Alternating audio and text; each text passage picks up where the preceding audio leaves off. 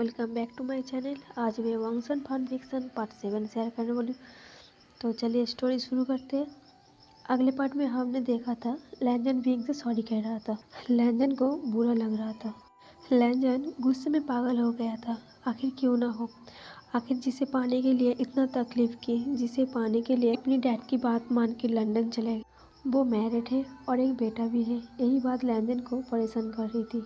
पर लैंजन को कहाँ पता था विंग एक फादर तो है, लेकिन विंग अभी तक अनमेरिड है। शर्मिंदगी की वजह से लैंजन की आंखें नीचे था। वो विंग की आंखों में आंखें नहीं मिला पा रहे थे। विंग जाते वक्त इवान को गोद में लेता है। इवान सो रहा था। लैंजन कहता है विंग मैं तुम्हें छोड़ देती हूँ। विंग कहता है कोई ज़रूरत नहीं, मैं ठीक हूँ। लैंजन कहते हैं विंग, लैंजन को इससे ज़्यादा कहने की हिम्मत नहीं हो रही थी। विंग कहता है कोई बात नहीं, मैं तुमसे गुस्सा नहीं हूँ। मेरे लिए ये पहली बार नहीं है, तुम्हारा कोई दोस्त नहीं है, मैं इस बात को भूल जाऊंगी। ऐसा कह के विंग घर के लिए निकल जाता है। लैंजन का मन नहीं मान रहा था। बहुत रात हो चुका था। इतनी रात को विंग को चल के जाना पड़ेगा। 10-15 मिनट बाद लैंजन अपनी कार को निकालता है, विंग के पास जाता है। लैंजन विंग के सामने रुक जाता है। लैंजन कार के अंदर से कहता है विंग अंदर बैठ जाओ। विंग कहता है मैंने कहा ना कोई ज़रूरत नहीं। विंग लैंजन की बात मान नहीं रहा था। लैंजन कार के बाहर आ जाता है और कहता है जिद मत करो, यहाँ से तुम्हारा घर बहुत दूर है और बहुत रात हो चुका है, अब तुम्हें कुछ नहीं मिलेगा, तुम कब तक चल के जाओगी। विंग कहता है इसकी चिंता तुम्हें करने की कोई ज़रूरत नहीं है। लैंजन को पता था विंग ऐसी नहीं मानेगी। लैंजन ज़बरदस्ती विंग के हाथ पकड़ के कार में बिठा देता है और लैंजन कार में बैठ जाता है। विंग कुछ कहने से पहले लैंजन कार स्टार्ट कर देता है। दोनों बिल्कुल शांत था, एक दूसरे से बात नहीं कर रही थी। कुछ सेकंड बाद लैंजन कार की मीनार से देखते हुए कहता है विंग तुम्हें कहाँ छोड़ना है। विंग अपना घर का एड्रेस दे देता है। विंग इवान को देख के मन में कहता है मेरे साथ आज तक जो भी हुआ है उनमें से एक अच्छी बात है, तुम मेरे लाइफ में आई हो। एक तुम ही हो जो मुझे हंसने पर मजबूर कर देता है, मैं चाहे कितनी भी तकलीफ में हूँ। ऐसा सोचते वक्त विंग के फेस पर एक सॉफ्ट स्माइल आ जाता है। लैंजन कार की मिरर से ये सब कुछ देख रही थी।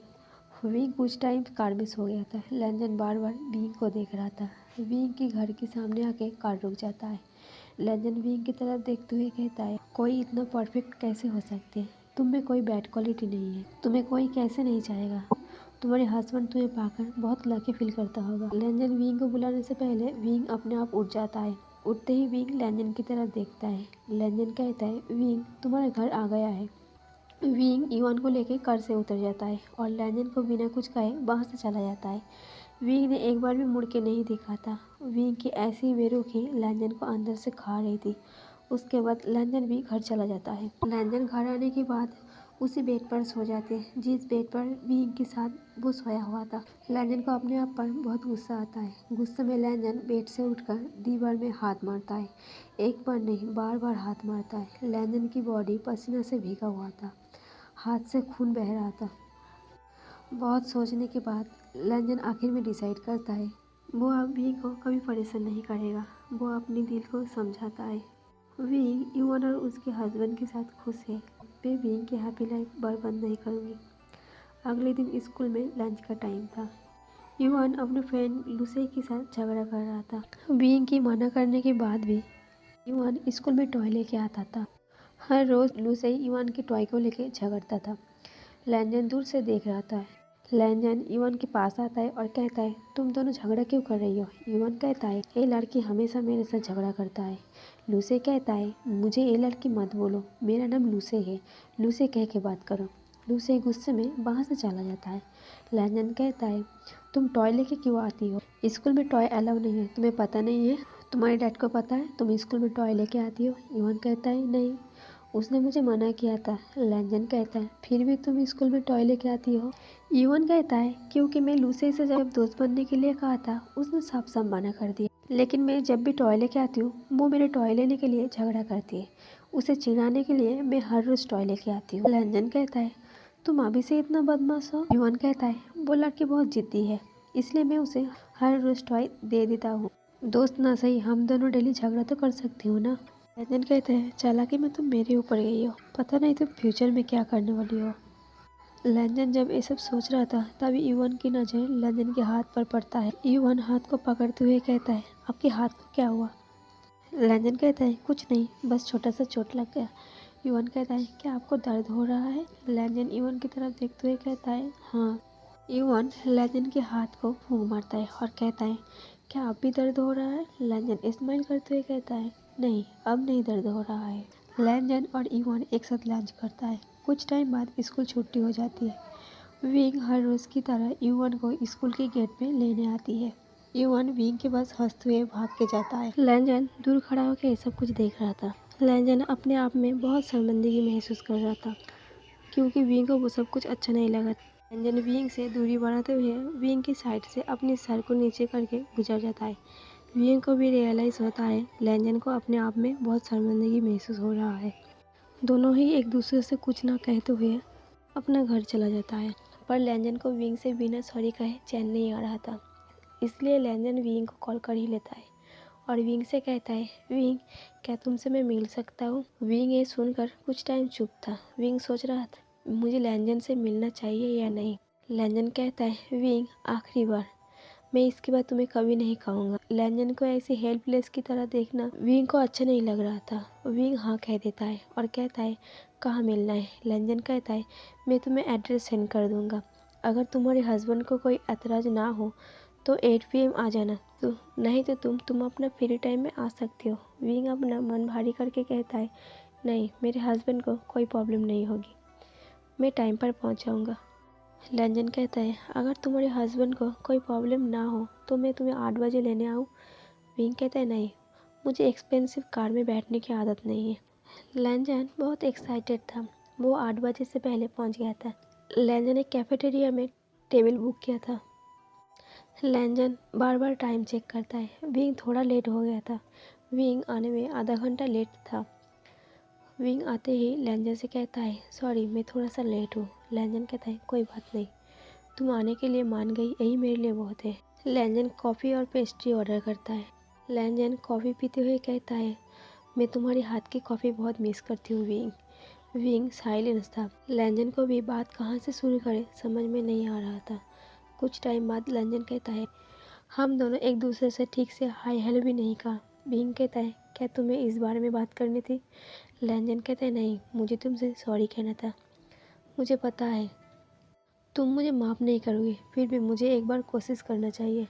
मैं आज के बाद तुम्हें कभी परेशान नहीं करूँगा। आखिर मुझे पता चल गया तुम मुझे नहीं चाहती हो। मुझे एक गलत फहमी था जो मुझे कल समझ में आ गया। मुझे लगा उस दिन तुम समझ गई थी मैं क्या कहना चाहता था। जिस शाम को हम लंदन गए थे उस दिन सुबह मैं अपने डैड से बात करने के लिए गया था। मेरे डैड को पता चल गया था मैं तुमसे प्यार करती हूँ। मेरे डैड को मिडिल क्लास लोग पसंद नहीं है, इसलिए तुमसे दूर करने के लिए मुझसे वादा लिया जब तक मैं लंदन से वापस ना आऊँ मैं तुमसे नहीं कह सकता मैं तुमसे प्यार करती हूँ, और तुमसे कोई कांटेक्ट भी नहीं कर सकती, नहीं तो तुम्हारा सब कुछ छीन लेता। यही डर से मैं तुमसे कुछ नहीं कहा। उस दिन तुम पर हर टाइम नज़र रख रहा था। अगर मैं गलती से भी तुमसे कांटेक्ट कर लूँ तो मेरे डैड तुम्हें बर्बाद कर देता। मैं लंदन में तुम्हें मिस करता रहा। मैं चाहते हुए भी कोई कांटेक्ट नहीं कर पा रहा था। पहले मुझे लगा था नी हुसैन की मदद से मैं तुमसे कांटेक्ट करूँगा, लेकिन मेरे लंदन जाने के बाद नी हुसैन के भाई ने उसे भी अपने पास बुला लिया। मैंने हर एक दिन हर एक पल उस दिन का इंतज़ार किया था। 24 दिसंबर 2027 साल की। फाइनली वो दिन वो शाम आ गया था। मैं बहुत एक्साइटेड था। मेरी नज़र एयरपोर्ट पर सिर्फ तुम्हें ढूंढ रहा था। मैं उस जगह पर तुम्हारा इंतज़ार कर रहा था। पहले लगा तुम काम में बहुत बिजी होंगे, शायद इसलिए तुम नहीं टाइम पर पहुंच पाए, लेकिन तुम नहीं आई। घंटे बीत रही थी और मेरा दिल भारी होता जा रहा था। फिर मैं तुम्हारे कॉफ़ी शॉप पर चला गया, लेकिन कॉफ़ी शॉप बंद था। मैं घर नहीं गया था। मैं सुबह तक कॉफ़ी शॉप खोलने के इंतज़ार कर रही थी। जब सुबह हुआ कॉफ़ी शॉप ओपन कर रही थी, लेकिन कॉफ़ी शॉप कोई और खोल रहा था। फिर मैं उस इंसान के पास गया, उसे पूछा इस कॉफ़ी शॉप के मालिक कहाँ है? वो तुम्हारा भाई जियान चैन था। मैं ही इस शॉप की मालिक हूँ। जियान चैन। फिर मुझे याद आया बेनिंग ने कहा था तुम्हारा एक भाई है जियान चैन। मैंने जियान चैन से कहा तुम्हारा भाई विंग कहाँ है? उसने मुझे पूछा तुम विंग के कौन लगती हो? मैं कहा मैं उसका दोस्त हूँ। जियान चैन ने कहा तुमने शहर छोड़ दी। उस दिन मुझे बहुत तकलीफ हुआ था। आखिर तुमने शहर क्यों छोड़ी? मैं जियान चैन से पूछा। पर वो कहा मैडम यूँ ने तुम्हें बहुत ज़्यादा परेशान कर रही थी, इसलिए तुमने शहर छोड़ दी।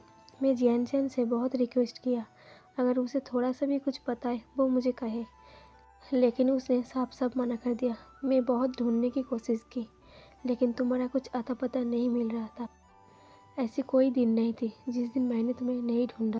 फिर मुझे लगा ऐसे ही मैं पागल बनते जाऊंगी। मुझे लगा मुझे कुछ करना चाहिए खुद को बिजी रखने के लिए।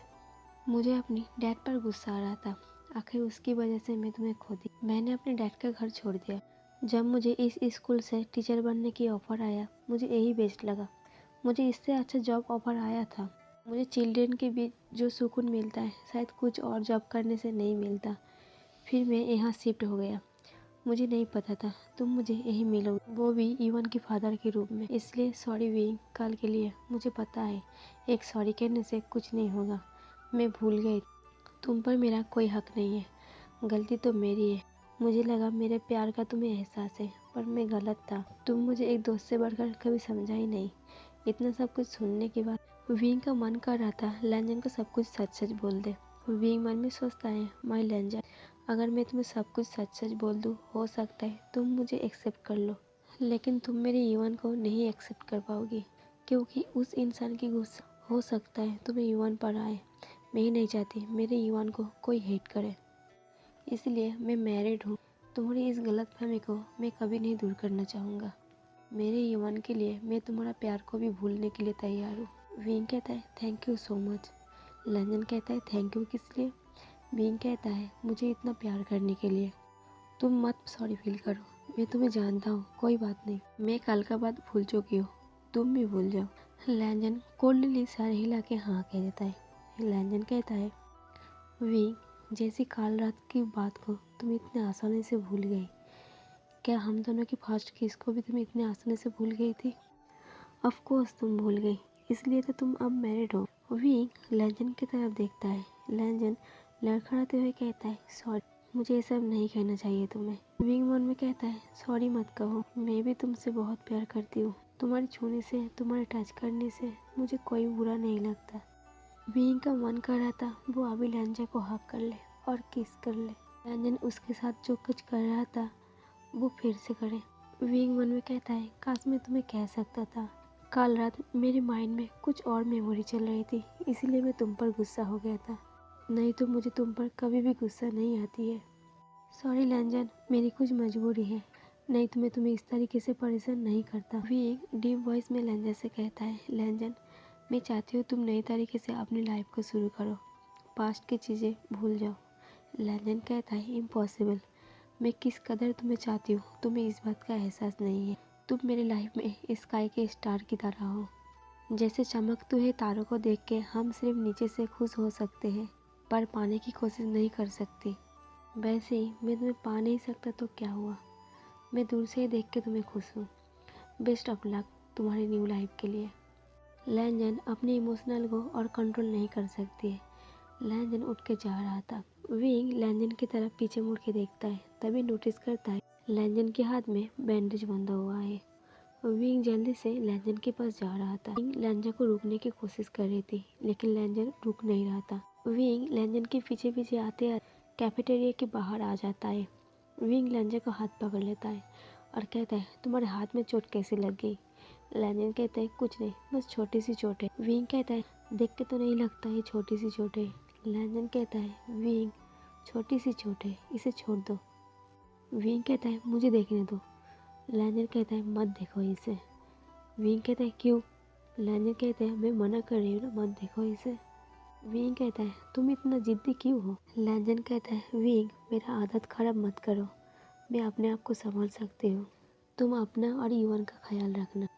लैंजन वहाँ से चला जाता है। हर रोज़ की तरह विंग युवन को स्कूल के गेट पे लेने जाती है, और हर रोज़ लैंजन विंग को इग्नोर करके साइड से गुजर जाता है। लैंजन विंग से बात नहीं करता था, विंग लैंजन से बात नहीं करता था, दोनों ही दूरी बना ली थी। लैंजन को एक न्यू आदत लग गई थी, उसे युवन के साथ टाइम स्पेंड करना बहुत अच्छा लगता था। लैंजन हर रोज़ युवन के साथ लंच करता था, उसके साथ खूब सारी बातें करता था। लैंजन को एक अलग खुशी महसूस होता था। ऐसे ही 5-6 दिन हो गया था। एक दिन युवन स्कूल के लिए रेडी हो रहा था। विंग युवन के लिए ब्रेकफास्ट रेडी कर रहा था। विंग के हाथ में छोटी सी कट हो जाती है। विंग फर्स्ट एड बॉक्स को ढूंढ रहा था। विंग ईवान से पूछता है, ईवान तुमने कहीं फर्स्ट एड बॉक्स देखा है? ईवान अपने बैग से फर्स्ट एड बॉक्स को निकाल के देता है। विंग कहता है, ईवान तुम स्कूल में फर्स्ट एड बॉक्स क्यों लेके जाती हो? पहले टॉय लेके जाती थी, अब फर्स्ट एड बॉक्स लेके जा रही हो। ईवान कहता है, क्योंकि मेरे टीचर के हाथ में चोट है और वो अकेले ड्रेसिंग नहीं कर पाती है, इसलिए मैं हर रोज फर्स्ट एड बॉक्स लेके जाती हूँ और उसके हाथ में ड्रेसिंग करती हूँ। विंग कहता है, तुम कब से लोगों की केयर करने लगी? ईवान कहता है, अब मैं बड़ा हो गई हूँ डैड। विंग कहता है, हाँ हाँ मुझे पता है तुम बड़ा हो गई हो। विंग कहता है, तो तुम्हारा टीचर का हाथ अभी कैसा है? ईवान कहता है, अभी उसका हाथ ठीक ठाक ही है, बस 2-4 दिन और लगेगा। विंग कहता है, ओह तो तुम अब डॉक्टर बन चुकी हो? ईवान कहता है, हाँ। विंग कहता है, क्या मुझे फर्स्ट एड बॉक्स मिलेगा? ईवान कहता है, हाँ। Evan first aid box Wing को दे देता है। विंग बैंडेज पर लिख देता है, तुम अपना ख्याल रखना कब सीखोगी? अब मैं नहीं हूँ तुम्हारे आंसू पोंछने के लिए। विंग को ये लिखना गलत लगा, वो बैंडेज को काट के फेंक देता है और फिर से लिखता है, तुम अपना ख्याल रखना कब सीखोगी? अपना ख्याल रखना सीख लो प्लीज़। विंग इतना ही लिखता है। विंग इतना लिख के ईवान को कहता है, तुम इसी बैंडेज से अपना टीचर का हाथ ड्रेसिंग करना। ईवान स्कूल चला जाता है। स्कूल जाने के बाद लंच टाइम आ गया था। लैंजन और ईवान लंच कर रही थी। लंच खत्म होने के बाद ईवान लैंजन के हाथ को ड्रेसिंग कर रहा था। ईवान जब हाथ में बैंडेज लगा रही थी तब लैंजन ने कुछ लिखा हुआ नजर आया। लैंजन उस लिखावट को पढ़ रही थी। पढ़ने के बाद लैंजन के फेस पर एक स्माइल आता है। लैंजन रिप्लाई में लिखता है, मेरा ख्याल कोई रखे या ना रखे, मेरे ईवान मेरे ख्याल रखता है। क्या तुम्हें इस बात से कोई एतराज है? लिखने के बाद लैंजन ईवान से कहता है, ये बैंडेज तुम्हारे डैड को देना। ईवान कहता है, पर क्यों? लैंजन कहता है, मैंने कहा तो तुम दे देना, तुम दोगी ना? ईवान कहता है, हाँ। ईवान कहता है, इस काम के लिए मुझे कुछ मिलेगा? लैंजन कहता है, तुम्हें क्या चाहिए? ईवान कहता है, मेरे चिक्स पर एक किस करोगे प्लीज? लैंजन ईवान को गोदी में बिठाते हुए कहता है, एक नहीं मैं तो तुम्हें 2-2 किस करूंगी। तो गाइस इस स्टोरी को यहीं पर ख़त्म करते हैं। मेरी तबीयत ख़राब होने की वजह से वॉइस में थोड़ी प्रॉब्लम है। आई होप आप लोग मैनेज कर लेंगे। और मेरी स्टोरी आप लोगों को कैसी लगी कमेंट करके ज़रूर बताना। लाइक और शेयर कर देना और मेरे चैनल को सब्सक्राइब कर देना। Thank you for watching.